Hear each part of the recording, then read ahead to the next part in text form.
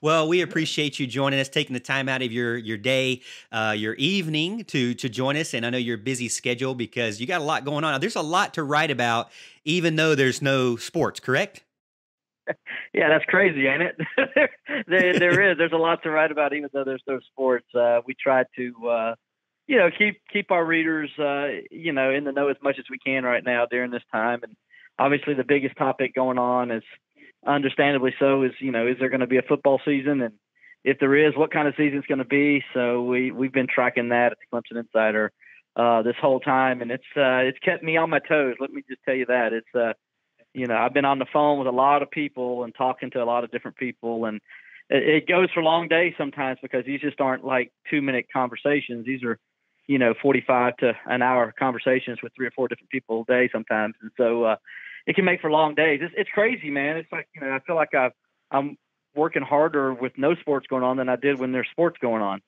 I think so. Now that Alan and I have been in this kind of this YouTube show, fan show for about a year and a half now, and it ends up being a lot more work than you think it is on the outside looking in. But I can imagine just how much you have to work to, especially when there's not post game interviews and stuff like that. You kind of wait for Dabo Swinney to come around. Again, we're talking to Will Vandervort, sports writer for the Clemson Insider, co-author of Clemson, Where the Tigers Play, at Steeler Will on Twitter. Go check him out right now. Make sure you give him a follow. I'm sure you're already giving him a follow because, like I said, he's a big time celebrity up here in the Upstate, and that's why we're so excited to have him on. But so you said Steeler Will. So before we get into anything, let me address that. Yeah. So you Steeler Will, not Carolina Will, not Panthers Will, not Falcons Will. Why Steeler Will? Well, if you've noticed, the last name is Vandervort, and that's not a South Carolina name, as you can tell. So my family, my dad's from Pittsburgh. He actually worked at Old Ford Field back in the day and was a concessions boy for the Steelers and Pirates games. And,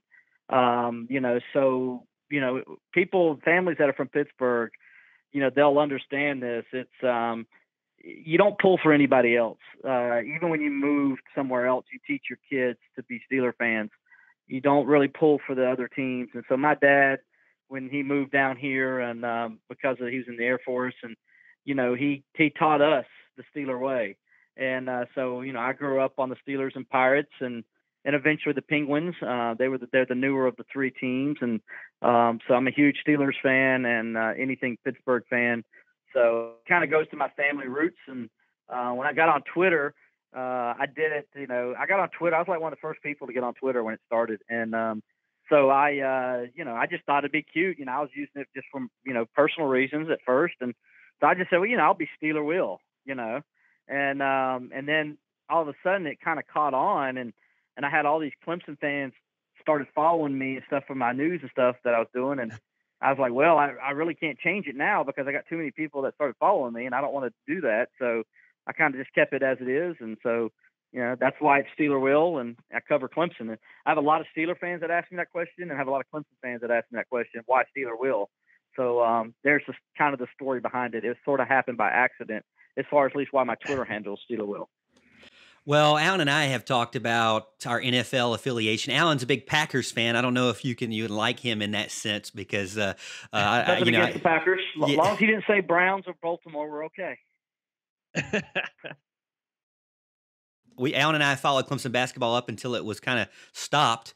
Wanted to say Trey Jemison. He was a guy who, big time guy, big tall guy, big body down low. Alan and I both kind of picked on him a lot over last season because sometimes he kind of, seemed like he was kind of still growing into his body. Didn't really know where his left or right arm, left or right leg were going sometimes. But we found out recently that he has entered the transfer portal. We were both expecting him to kind of be play a bigger role and just continue to grow and develop. But now it looks like he's not going to be with the Tigers. Can you tell us some more about that? Yeah, it's I was asked, was this surprising to Coach Brownell? And it is because I talked to Coach Brownell last month, probably about maybe 3 or 4 weeks ago. And, he told me then, I asked him the question, did he expect anybody to transfer? And Brad is a very open book. Of all the coaches I've worked through, and I've been doing this now, guys, 23 years as a sports writer, covering Clemson now for 17. And Coach Brownell is the most honest coach that I've ever met. I mean, he tells you exactly like it is, even though it may make him look bad. He still tells it like it is. And he told me flat out that, hey, everybody's coming back. I've already had at this time, he said it was 2 weeks since he had his exit meetings, and that he was under the impression everybody was coming back. Of course, there was the Amir situation going on. And he says, other than that, we expect everybody to be here and work out when we do get back in town. And he even mentioned Trey and some stuff he wanted him to work on and things of that nature. So then you fast forward 3 weeks, and so that's very rare. You have a player jump into the transfer portal after a month or longer after he had the exit interview with the coach. Usually that happens pretty much right after the exit interview. And in this case, Clemson obviously wanted him to come back, and something happened, I guess, since he's been in this quarantine. He's at home. Maybe he thinks he can go have a bigger role somewhere else. I don't know, but it did catch the Clemson coaching staff off guard. Yeah, it caught me by surprise as well. And I was just I was not expecting that. We were talking about Jemison and how he might have a much bigger role next year. Maybe it's, it kind of takes some of these big bodies guys, a little longer to kind of grow into their bodies and figure out what they need to be doing. And I thought this would kind of be his year. Me and Morgan spoke about that not too long ago, and thought he was going to be not necessarily a dominant piece for Clemson, but certainly a main piece, a depth piece, that kind of thing. But you mentioned about the Amir Sim situation. Obviously, he's kind of entered his name to test the NBA waters. He could still come back. What are your thoughts about that? What are you hearing? You think he's more likely to come back at this point? And if he were to leave, kind of where does that leave Clemson? Yeah, first of all, I do think he's going to come back. Speaking with the coaches over there, they all feel pretty confident that he's going to come back. This is more of a situation to kind of go in there, and just like you saw a few years ago, when Deron Blossingame went in, when you saw a couple other guys go in a couple years ago, Marquise Reed and those guys, Sheldon Mitchell, it was more like, let's test the water, see what we have to do to improve. Because let's be honest, Amir Sims is a very good basketball player. You don't make third team All ACC by accident. That means you're one of the 15 best players in the best league in America.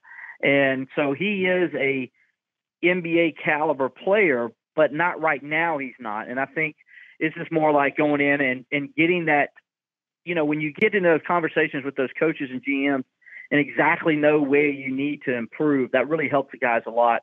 I think you saw it helped Deron Blossingame, and a couple of those other guys that have gone into that situation, how to improve their game, whether they play in the NBA or not. Now, if Clemson were to lose him, if he did get drafted and went on in, which can happen, let's be honest. I don't think it's going to happen, but it can. I think that would be a big blow for Clemson because he is without a doubt the team leader. I think that showed a lot last year when he wasn't in the game. When he had the flu that time, I'm sure you guys will remember, and he couldn't play. They ended up losing that game to Notre Dame, a game I thought they probably should have won and could have won probably if he was playing.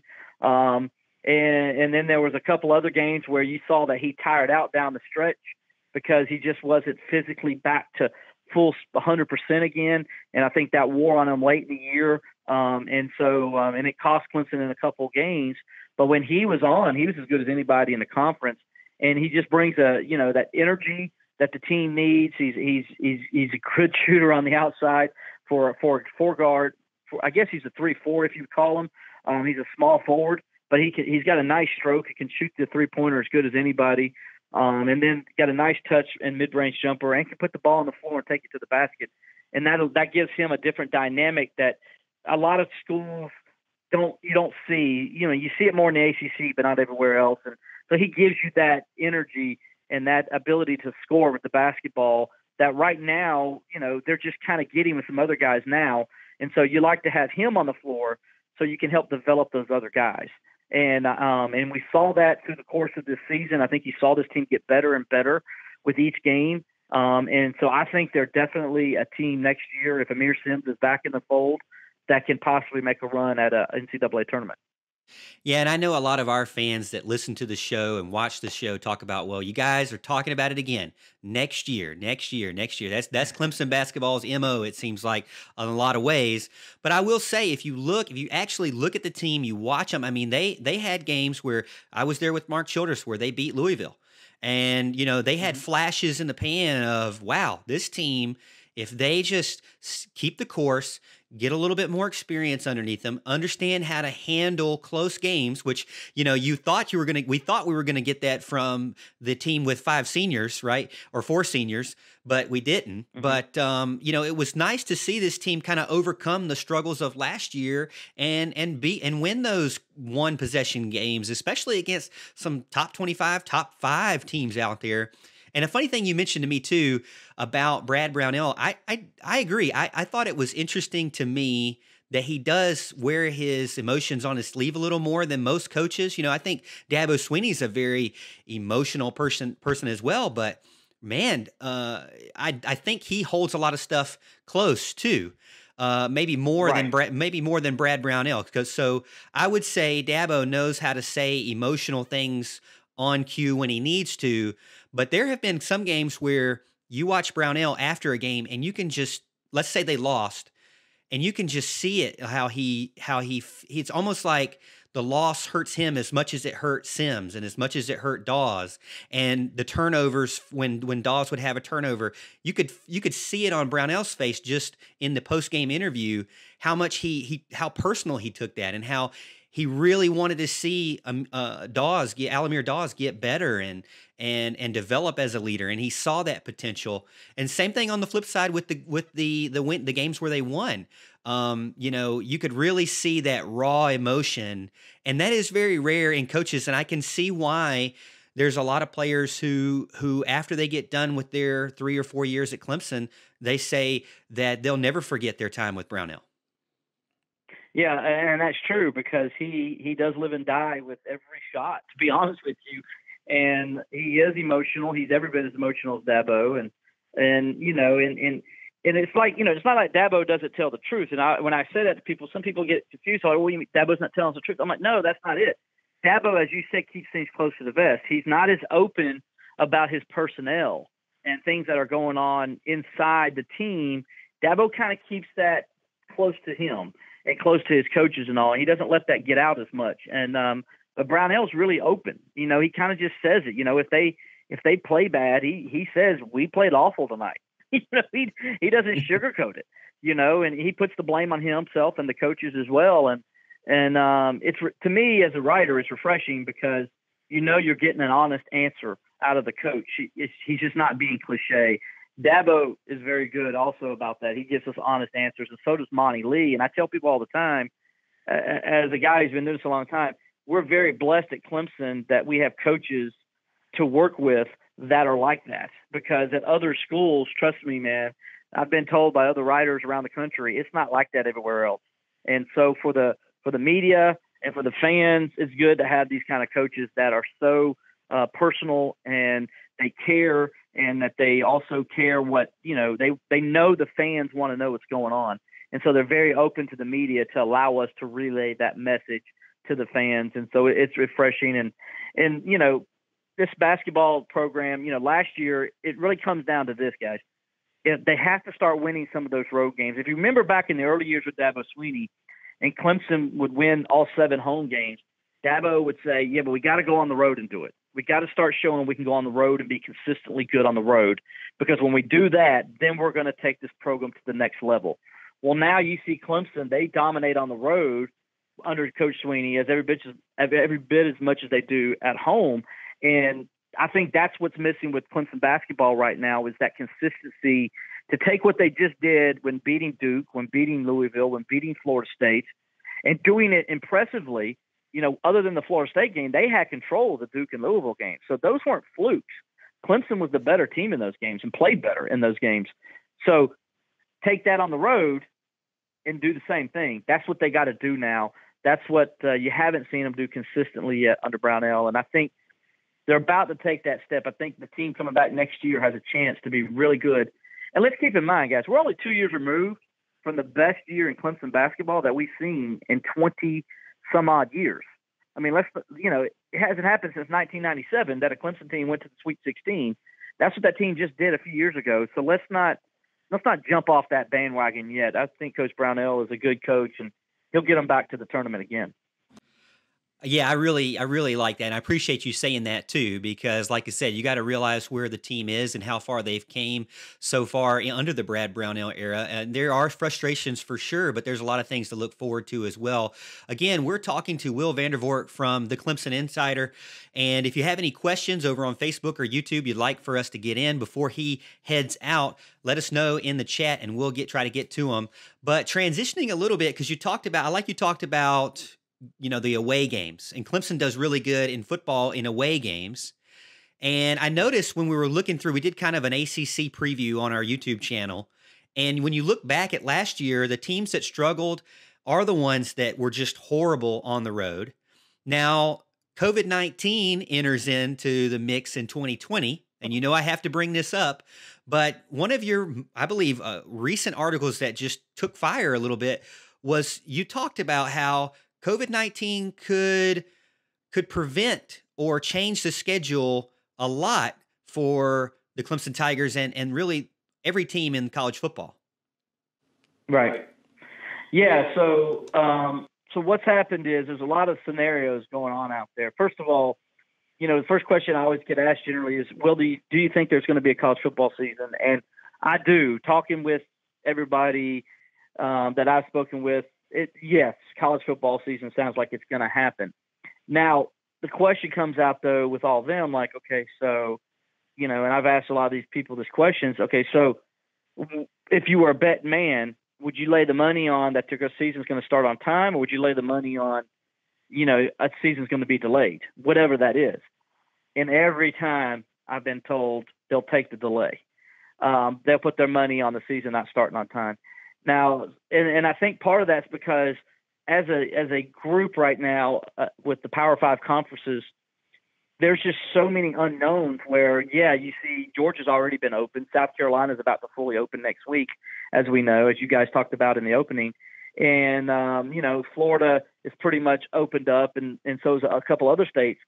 But it's not that way in other parts of the country, especially in the Atlantic Coast Conference, where the footprint stretches from Boston all the way to Miami. And, even in Florida, even though Florida's opening up, down there where Miami is, University of Miami's at, that county is not opened up because it was hit the hardest from COVID-19.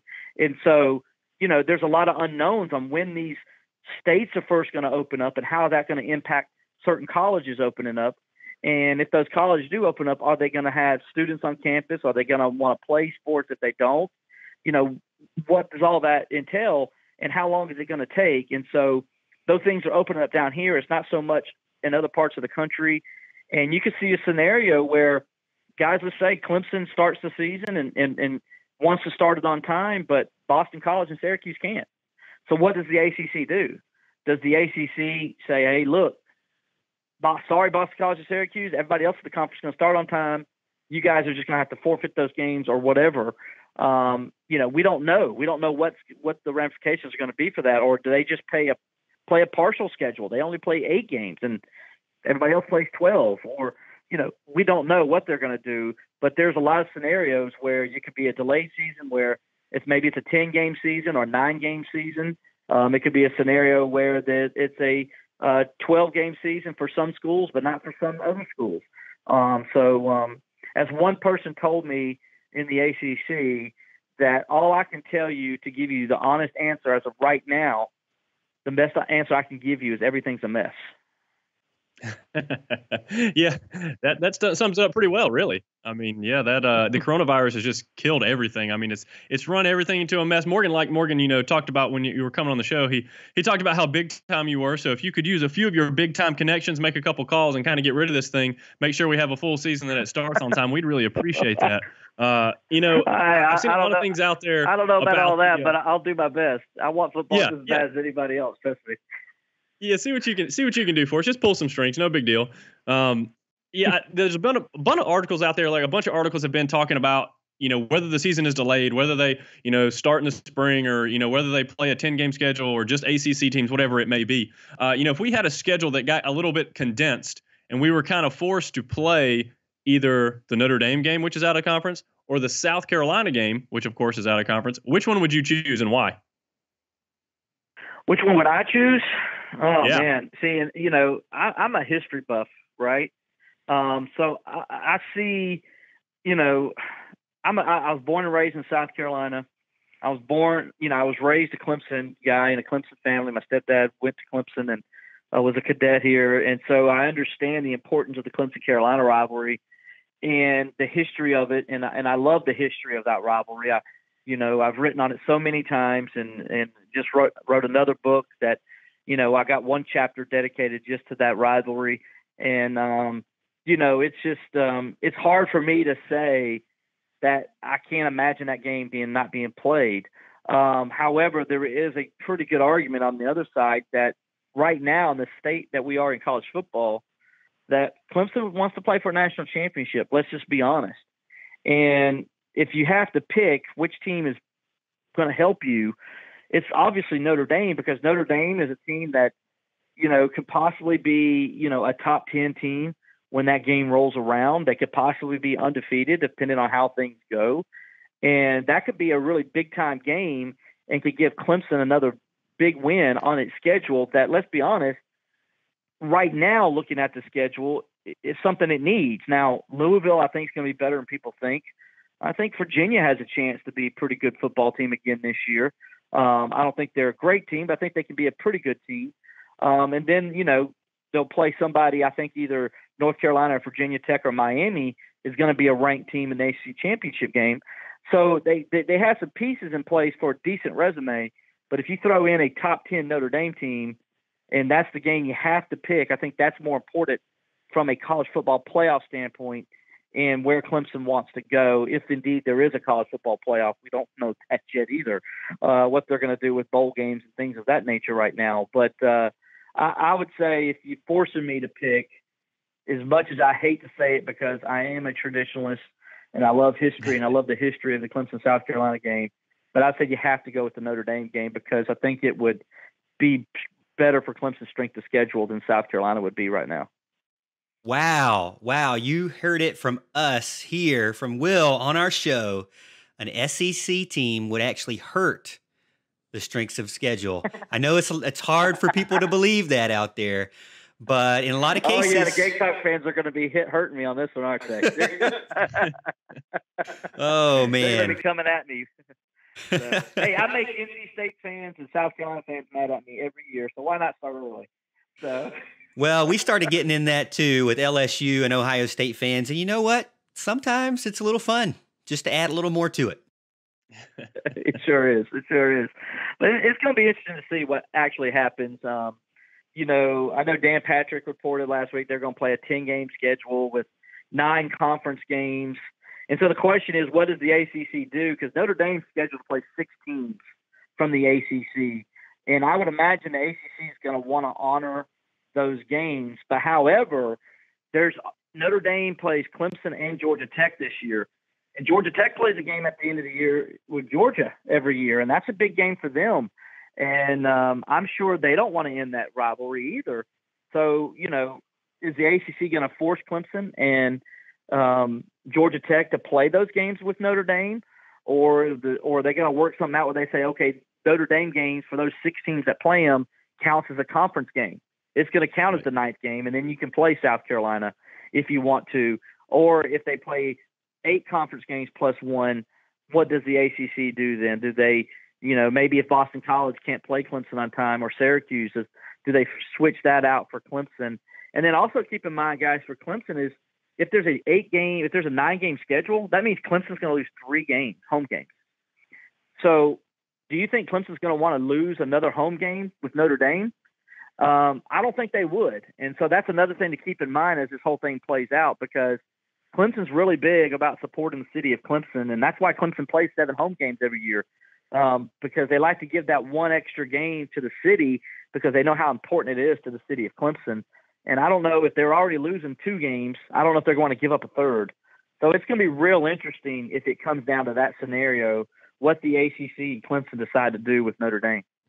Yeah, and they were talking about that a little bit on CBS Sports Radio on 105.5 The Roar about how, would you even be able to accept a shortened season champion? And I think if it's really shortened and really cut off, I'd probably rather just see them push it out further. Before we let you go, Will, again, we're talking with Will Vandervort, sports writer for the Clemson Insider. And he's been joining us. Man, I appreciate you, joining us a little bit longer than we let you know. So we held you up a little bit, but great info on Clemson basketball, Clemson football. If you missed it and you're watching or listening over on Facebook or YouTube, we always have our replays up on our YouTube channel and on our website, southlandclub.com. So go check that out after the show. Further on in the week, you'll see that there. Al, if you have any questions on Facebook, I actually have a question on YouTube for you. And the question comes from John saying, are you likely to see Tyson transfer after this season? I think he's talking about, the 3 quarterbacks that Clemson has right now, minus, Will Spires, we'll say. The 3 quarterbacks that the Tigers have right now, what's the likelihood of that, that group will stay intact? Now, we know Trevor Lawrence is going to be moving on, but there's definitely going to be some competition there. I have to think personally, and I'll get your opinion too, but and Alan as well. I have to think personally that if he was coming to Clemson, hopefully he knew maybe better than Justin Fields that there was going to be this thing called competition. Yeah, I think he did. And the question comes, and it's the same way with Chase Bryce. Chase was, when he came to Clemson, Chase really loved Clemson and he wanted to get his degree. And then he figured, okay, at that point, once I get my degree, then I'll decide what's best for me. But Chase understood when he came in that this guy Trevor Lawrence was coming in, and they had Kelly Bryant here at the time. And, they had this guy named Deshaun Watson who was just now leaving. And so he knew that what the pedigree of quarterbacks was in there. And they had a couple other guys in there, obviously, as well. A 5-star Johnson when he was there. And then Derek Cooper was there at that same time when he came in. So I think Chase kind of looked at it, and each guy's different, but I'm just going to use Chase as the best example.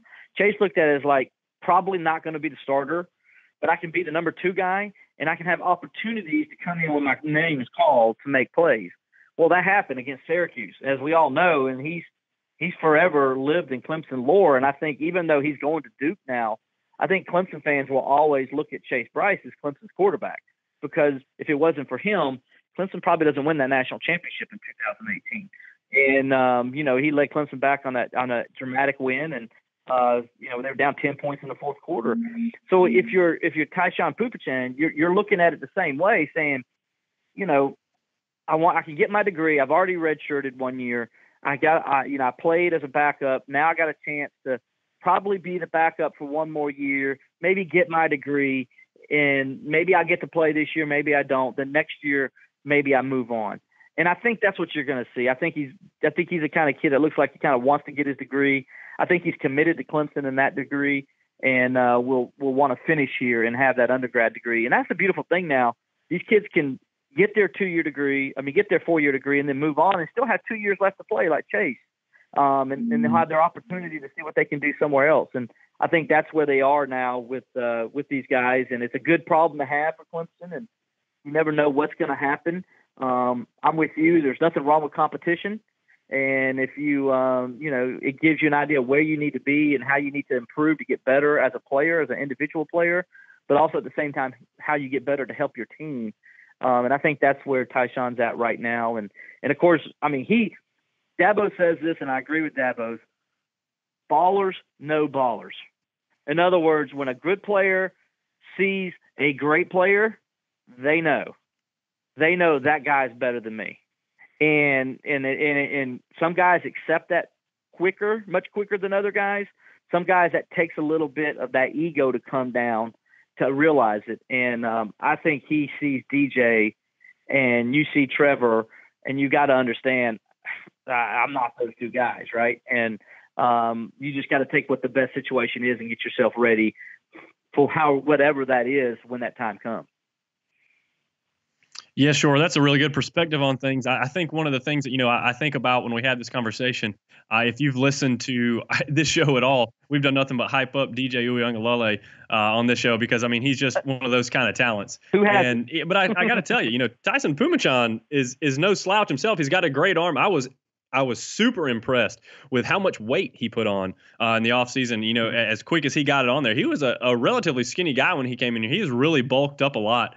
That would allow him to kind of take a beating if necessary. So I don't know, whether I'm not going to just go ahead and give the race to DJ just yet. Which I know a lot of Clemson fans like to do. We like to look at our shiny new toy and think they're the best of the best. And look, DJ very well could be. But it's one of those things where I think Tyson's got a shot here to prove what he can do. He's going to get plenty of time if we have a college football season. He'll get plenty of time to show that in some mop-up duty, I would imagine, this year. Him and DJ both, I hope, to kind of see what they can do in a game-like situation and see if they can lead the team. Maybe we're gonna hope it doesn't happen like it did with the Chase Bryce deal. All right, we're gonna hope it's not an injury that's the problem. We're gonna hope it's just that we're up by 40 and they're able to get in the game and see what they can do. But yeah, it's a lot of fun to have these type of horses, at the quarterback position. It's a great thing. It's a problem you want to have for sure. Yeah, and don't get me wrong. I think Tyson is a very, very good college football quarterback. And, like you mentioned, he has a rocket for an arm. He can spin it. Brandon Streeter says he spins it as good as anybody he's seen.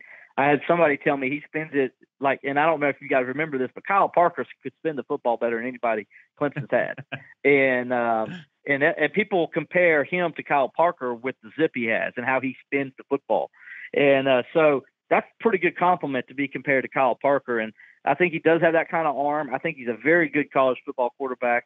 And I think if he's anywhere else, he's probably starting. But he's playing at Clemson, and there's Trevor Lawrence, and there's DJ there. And I agree with you. Competition is everything. And he's going to have an opportunity, and I think it's good that there's that kind of competition going on because that just makes everybody better. And Dabo thought he really improved. Now, keep in mind, guys, remember, he came in last year with playing 8-man football. Now, I covered 8-man football back in the day when I first got in this business, and it's a different breed of football than 11-man football. And you really, when you take a guy who's in that situation, you put him in 11-man, he's got a lot to learn. So he's very raw when he came to Clemson. They're trying to develop him into a quarterback. And that's why I think he's one of those guys that I don't see him necessarily transferring right off the bat. I think he's a guy that's going to stick with it a little bit because he's trying to get better. And who better to get better with than guys like Trevor Lawrence and DJ? I mean, there's no two guys to get better with. And, it just makes a lot of sense for him to stay and hang in there and learn as much as he can from those two guys and continue to get better in this game and understand the system. Because, Trevor played in this system since he was in high school. So is DJ. That's why they understand it, and it's easier for them to run this offense. And he's only played in it 1 year now, and that was last year. And let's see how he does in second year. Dabo said he saw a lot of improvement from him in the spring. That is great stuff there from Mr. Will Vandervort, sports writer for the Clemson Insider. Some good stuff, again, on Clemson basketball, Clemson football, some insider insight on the quarterback position and the team there. But again, thank you for joining our show, for talking to us for a little bit longer than we had planned. But man, it's great stuff. We hope to have you on maybe closer to the start of the season when there's actually college football going on and maybe talk about some preseason thoughts. Absolutely, guys. I enjoyed it, man. Thank you for letting me come on, and I always love talking. I love talking sports, especially right now. But I love talking sports anytime. So thanks for having me on. I appreciate it. I had a good time, and good luck to you guys. And call me up anytime, man. I'll be happy to come on and help you out.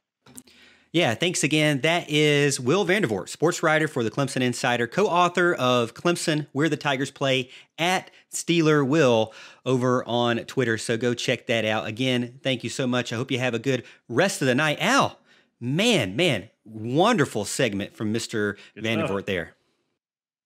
Thanks for watching this video, and make sure to join our live show every Monday night at 8:30 p.m. Eastern Time right here on YouTube. Subscribe to the channel so you don't miss it.